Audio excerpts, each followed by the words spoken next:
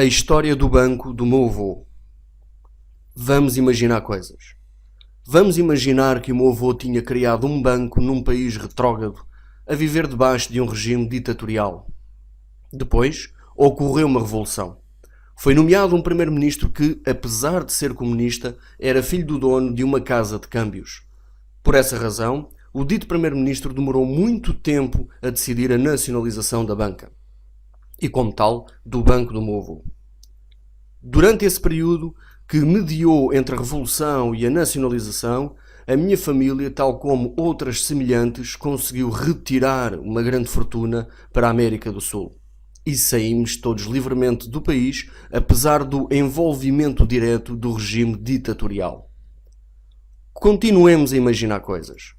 Após um período de normal conturbação revolucionária, o país entrou num regime democrático estável.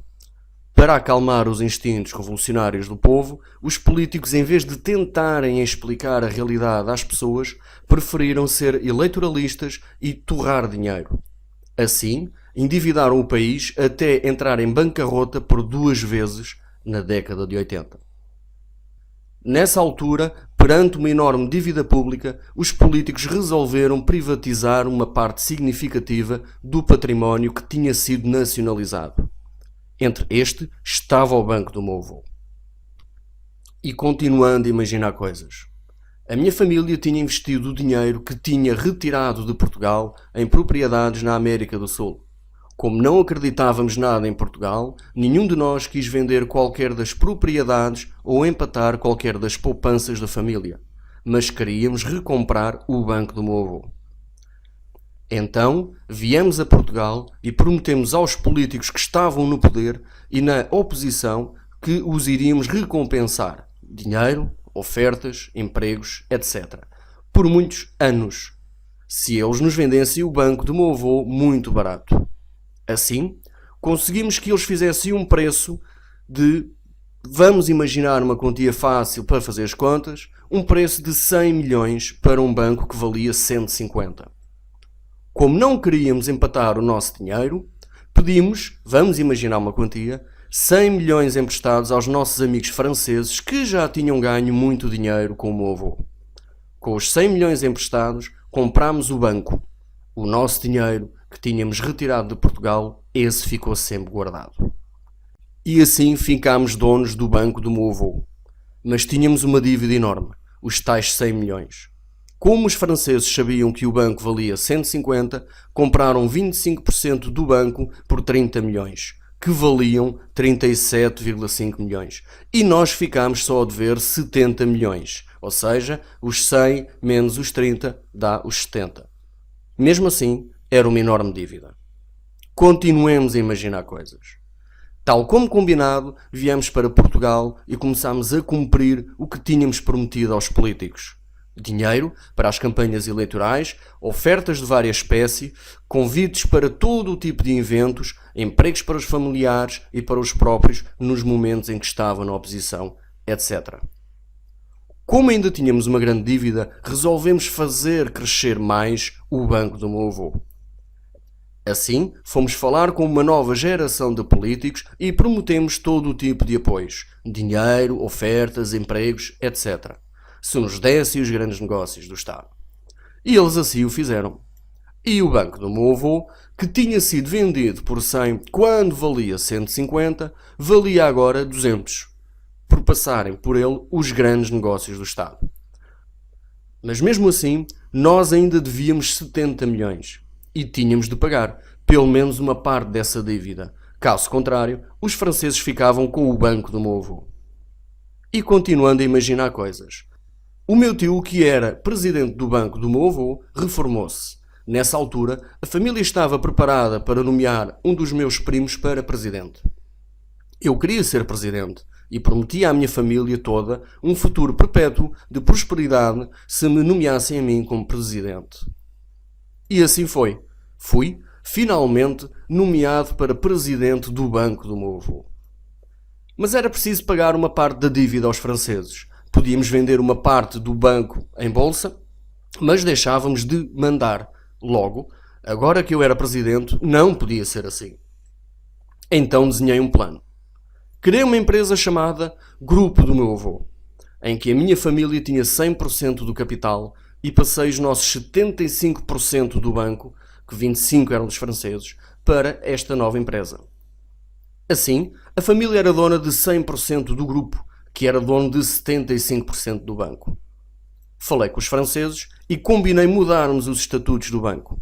Quem tivesse 25% mandava no banco. E os franceses não se metiam, a não ser para decidir os dividendos que queriam receber.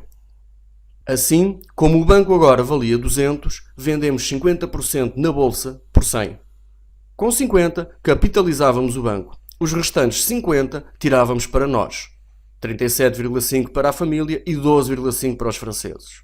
Demos também os nossos 37,5 aos franceses e assim ficámos só a dever 32,5 milhões. Ainda era uma grande dívida, mas continuámos a mandar no banco do meu avô. Apesar da nossa empresa, Grupo do meu avô, só ser dona de 25%. Os franceses tinham outros 25% e os restantes 50% estavam dispersos por muitos acionistas.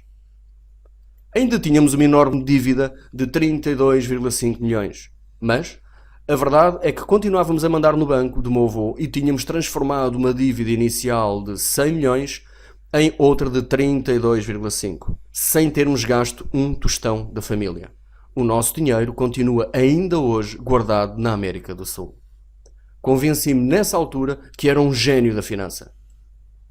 Continuemos a imaginar coisas. A certa altura, o crédito tornou-se uma coisa muito barata. Eu sabia que tínhamos um limite original de 100 milhões e já só devíamos 32,5 milhões.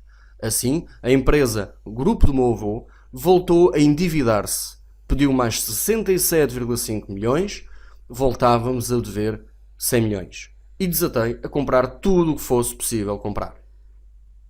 Tornei-me assim o dono disto tudo. O banco do meu avô, a seguradora do meu avô, a meu avô saúde, a meu avô hotéis, a meu avô viagens, a construtora do meu avô, a herdade do meu avô, onde se brinca aos pobrezinhos, etc. Entretanto, fui pagando as minhas promessas aos políticos. Dinheiro para as campanhas eleitorais, ofertas de várias espécies, convites para todo o tipo de eventos, empregos para os momentos em que estavam na oposição, etc. E continuando a imaginar coisas. Mas havia uma nova geração de políticos e fui falar com eles e garanti que os apoiaria para o resto da vida. Dinheiro, ofertas, empregos, etc. Se eles continuassem a fazer passar os grandes negócios do Estado pelo banco do meu avô. Mas tive azar. Houve uma crise financeira internacional. Deixou de haver crédito. Os juros subiram. Os credores queriam que o grupo do meu avô pagasse a dívida. E além disso tudo, deixou de haver os grandes negócios do Estado. Mas eu, que me achava um gênio da finança e que já estava habituado a ser dono disto tudo, não queria perder a minha posição de presidente do banco do meu avô. Tinha de arranjar uma solução. Fui à procura e encontrei em África quem tinha dinheiro sujo e não se importava de investir e deixar-me continuar a mandar e a ser dono disto tudo. Continuemos a imaginar coisas. Resolvi então criar uma nova empresa, a Rio do meu avô, que passou a ser dona de 100% do capital da Grupo do meu avô, que era dona de 25% do banco do meu avô. E eu, que era dono disto tudo, passei a ser o presidente disto tudo. Fiz uns estatutos para o grupo do meu avô que diziam que quem tivesse 25% mandava na empresa. Vendi 20% aos angolanos e 55% na bolsa.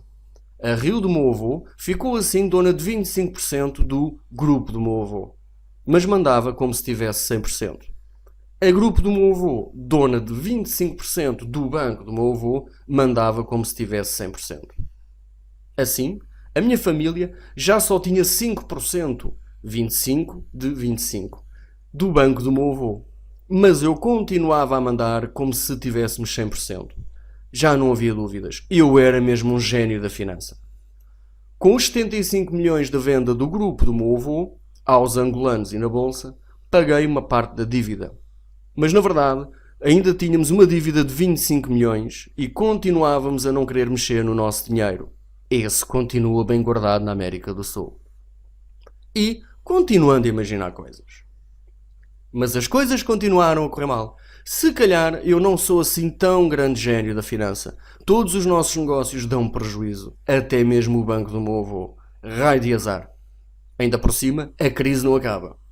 Fiz então o meu último golpe de gênio. Convenci todos os bons clientes a comprarem ações do banco do meu avô para aumentar o capital sem ter de endividar mais a rio do meu avô. E sem ter que tocar no dinheirinho da família que continua bem guardado na América do Sul. Mas os franceses queriam o dinheiro deles.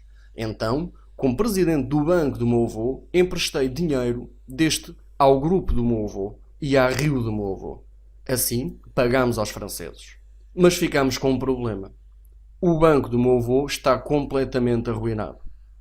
Tinha de arranjar uma solução. Fui falar com os novos políticos com uma proposta. Reformo-me, dou lugares de administração a uma série de políticos do partido do governo e eles que resolvam o problema do banco do meu avô. Continuemos a imaginar coisas. Os políticos aceitaram a minha proposta. Aceitam sempre que se fala de lugares de administração. Finalmente, reformei-me. Ainda somos donos de 5% do banco do meu avô e de uma série de outros negócios, sustentados pelas dívidas do banco do meu avô. Tudo isto sem termos gasto um tostão. O dinheiro da família continua todo guardado na América do Sul.